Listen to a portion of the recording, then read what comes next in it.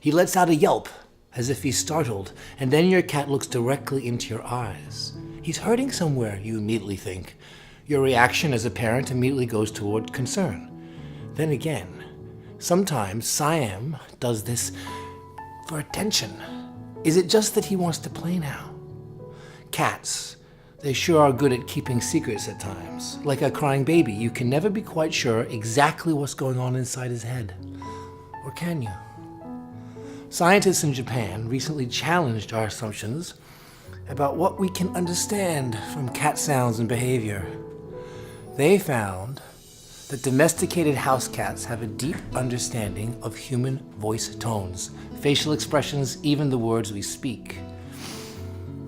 So, is it any surprise that researchers also found that the sounds and gestures cats make themselves are also a form of language? This is the fascinating new discovery that I'm excited to share with you now. My whole life's work has gone towards unraveling the communications challenges of animals and owners. My team and I have made it our mission to connect parents more closely with their children of the furry, four-legged variety. If you're a cat owner, I have a very important discovery to share with you today. My field has been absolutely rocked by an explosion of cat-to-human communication research. It's changing how we communicate, indeed, how we even talk to these incredibly intelligent creatures. Yes, I said talk, and here's why.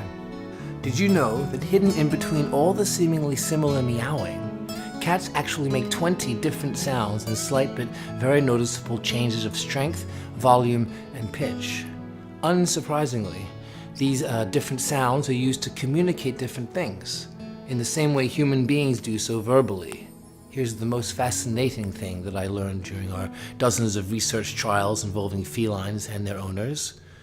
Though cats make meows and purrs towards us, you'll almost never see verbal communication between cats, unless with very young offspring. Instead, they prefer to be pin-drop quiet when dealing with other felines. For example, a cat will pull its head down and back to show other cats when he's not interested. For you, he'll sound an annoyed meow instead, and that's meow spelled M-E-A-W, meow, not M-E-O-W, meow. There's a difference. Why is that? The reason goes back to their evolution as deadly efficient hunters. If you've ever seen a National Geographic video of a mighty lion chasing after a gazelle, you'll know that closing distance primarily came before the chase, through silence and hiding. That's why they're so quiet all the time. Because to be noisy means to go a long time without eating. Yes. Cats break this rule with us, their parents, owners, and caregivers all the time. Why is that? Why would they risk their very survival to communicate? Our research on this pressing question has been quite startling. And this is where domestication under human caregivers starts to enter the picture. Cats reach out to us through the silence-shattering mode of verbal sounds precisely because they know that we humans are not good at reading their body language.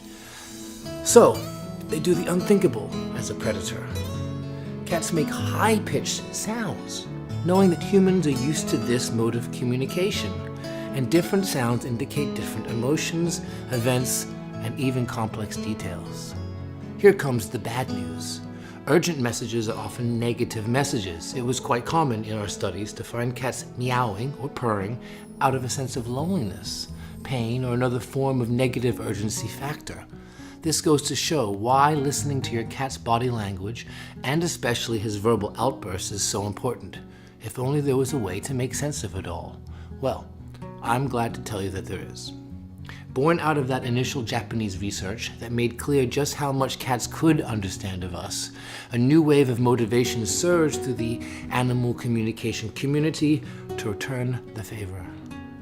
We went to work with a grand goal, to actually map out the cat language code. We directed every ounce of effort into translating what it is that cats were trying to tell us all along. All other trials were put on hold. Through this research, we uncovered quite a few mistakes that cat owners were consistently making. For example, anytime you begin a scolding behavior, you strike a sense of fear into your cat which lingers much longer than it would for a spouse or even a small child. The reason, again, has to do with their predatory fight or flight instinct, which is even stronger in felines than in humans. So, if you're currently doing that, I suggest that you end the practice of scolding.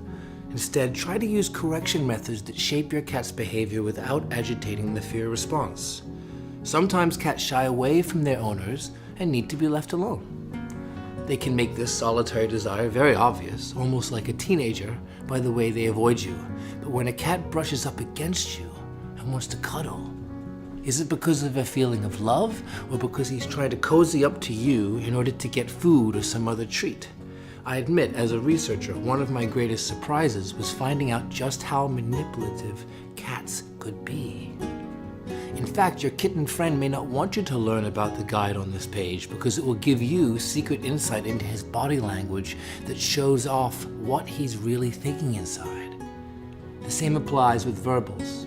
There's a reason why the happy meow and frustrated meow are so close in tone. Cats can be the tricksters of the animal world. The Cat Language Bible is our research-backed journey into understanding cat language, both verbal and non-verbal. It's an owner's manual for communicating to your four-legged family member and making sense of him or her at a deeper level. I hope this resource will become the change in your life that connects the two of you with a bond that only true, honest two-way communication can build. Huh? Oh, look at that. Look at that. He's flying. Oh, he's purring. He's purring. Why are you purring?